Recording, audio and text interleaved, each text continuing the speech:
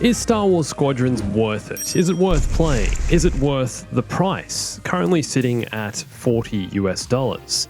These are questions you might be asking yourself. Star Wars Squadrons certainly isn't the most hyped Star Wars game of all time, and is being marketed by EA as a smaller Star Wars experience, which it is, and which explains the cheaper price tag. I know a lot of people are still on the fence about this game, and hopefully this video will help you make your decision. Should you buy Star Wars Squadrons, or is flying just for droids? Hey everyone, it's Andrew. Flying is for droids. Also, before we start, I'm going to be giving away a few copies of Star Wars Squadrons on my Twitter, so follow me at StayBombastic to hear more about the giveaways in the coming weeks. A few days ago, I posted a poll on the channel's community section asking you guys if you'll be getting Squadrons. Out of 21,000 votes, 45% said yes, 19% said no, and 36% said they're still not sure. That's a lot of people still in the unsure category. So today I'm going to go through everything you're getting with the game, all content that's included, discuss the game's replayability, and give you 5 reasons why you should or shouldn't get Squadrons. So first up, let's talk about what you actually get with Star Wars Squadrons, the game modes. Squadrons has 2 online game modes: Dogfights, which is basically 5v5 team deathmatch, first to 30 kills, and Fleet Battles, where you'll be fighting another squadron of 5 players, taking down enemy starfighters, AI frigates, support ships, and capital ships. First team to destroy the other's capital ship wins. And I know a lot of you are probably wondering if 5v5 is enough to keep things interesting, especially coming from Battlefront 2's Starfighter Assault, which is 12v12. If you die in Fleet Battles, it does sometimes feel like it takes a bit of time to get back in the action, to actually fly and get yourself back in a position to attack the enemy, but the 5v5 honestly feels like the right balance. Any more and it'd be too hectic and chaotic, there's too much going on. In Fleet Battles especially, there are AI starfighters for you to take down. These feel like they're mainly there to farm points for your team, but any more real players would make the maps feel cluttered. Now, in addition to the 2 online modes, you can also play Fleet Battles solo against AI or with a partner in co-op. Online co-op only though, there's no split screen or local co-op. The game also comes with a practice mode, which allows you to test out each of the game's 8 starfighters, spawn in enemy squadrons, support ships, capital ships, and even complete an obstacle course. This is a throwback to the old school Star Wars fighter games from the 90s. And there's also the Fleet Battles tutorial, which you probably only need to play once. It teaches you how fleet battles actually work. Now, in addition to all those modes, Squadrons also has a story mode, which has a total playtime of 6 to 8 hours, depending on your piloting abilities and the difficulty level you're playing on. I've played through the entire story, and having finished it, it's not really the type of story where you're going to develop a deep personal connection with the characters and be taken on this emotional journey, or even relate to the characters. It feels more like you're observing the larger war between the New Republic and Empire, and are playing a small role in that as a starfighter pilot, or 2 on opposite sides. Your characters don't talk, not in any of the cutscenes or to any of the other characters. They'll only drop the odd one-liner here or there as you're flying in your starfighter. For most of Squadrons, it feels more like you're being talked at than having conversations with any of these characters. And you actually get to choose your pilot's personality when customizing your character, which gives them a different voice. You can choose their voice. There's 5 female and 5 male voices per side. Do not underestimate patience and precision.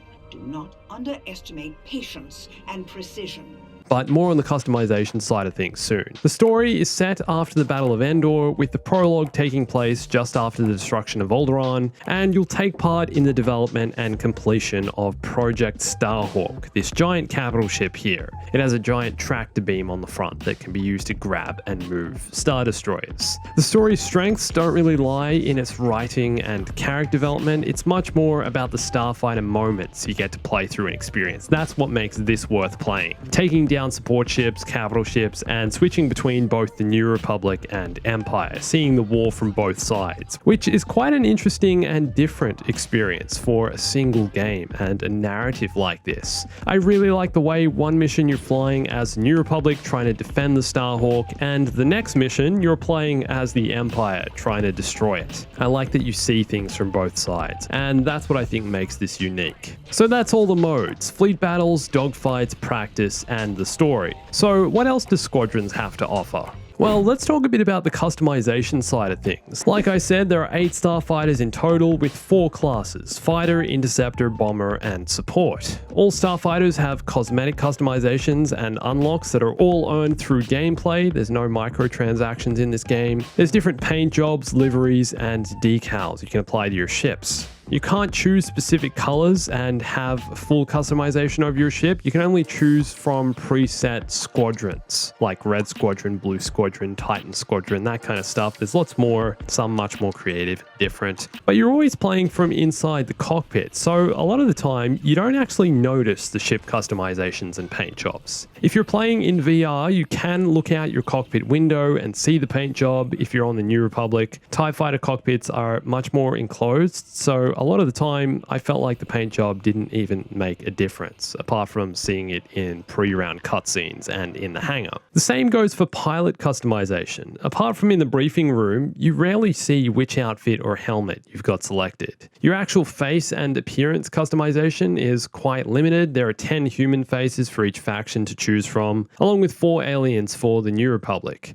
And you can't actually go in and modify their facial appearance. What you see is what you get. But outfit and helmet customization is vast. There's a few dozen helmets and outfits to choose from, along with different gloves, pants, etc., stuff like that. But like I said, apart from in the briefing rooms and end of round screens, you don't really see this unless you're playing in VR. This is where I think Squadrons really becomes worth it. The game plays so well in VR and gives you an experience I guarantee you'll want to keep coming back to over and over again. I know lots of the people watching this probably don't own a VR headset, but if you've been considering getting one, then I think Squadrons gives you reason to do so. I actually bought mine specifically for Squadrons. I know a lot of friends have also done the same. I have the Oculus Rift S, which I'm using on PC. I've heard this is one of the recommended headsets, but it also works well with PSVR from what I've heard, and supports other VR headsets, and it's not limited to these. But watching some of this footage here, I think will help convince you of the experience you're going to be getting. This is what it is.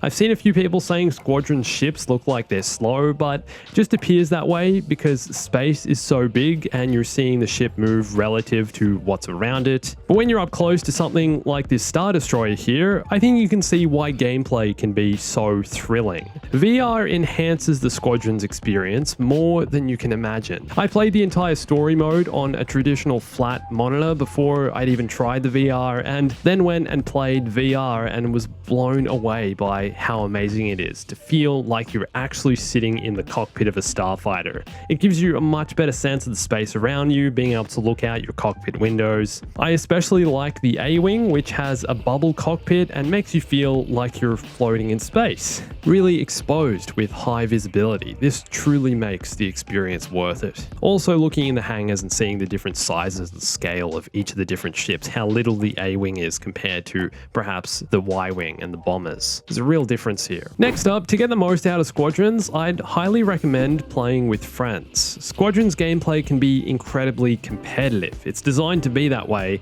and playing with a squad of friends, being able to implement tactics and actually work as a team, enhances the experience a step further. Squadrons is built to be played as a team game, especially in fleet battles. You can't really just go in there solo and expect to win every match, and the game heavily favors players and teams who've put in the time to learn the controls and develop their piloting abilities. By playing as a team, you're each able to assume different roles and support each other to win the match. The support ships especially are pivotal to your success. Someone who can resupply bombers with ammo, resupply health while you're out in space, unless you want to be traveling all the way back to your capital ship to resupply, or just die each time and wait in loading screens, then being able to restock ammo and health are keys to success. Also, having enough firepower in the bombers to take down support and capital ships, this will earn your team huge points and allow you to maintain control of the match. And then having a player or two to deal with pesky starfighters and AI and players either a fighter or interceptor. Having a balanced team. Each class has its different perks and strengths and weaknesses, and playing with a team of friends will allow you to explore all of these. If you're looking for a game to play with friends or want to squad up and meet some new ones, this is definitely the game to do it in. I'm not sure about console, but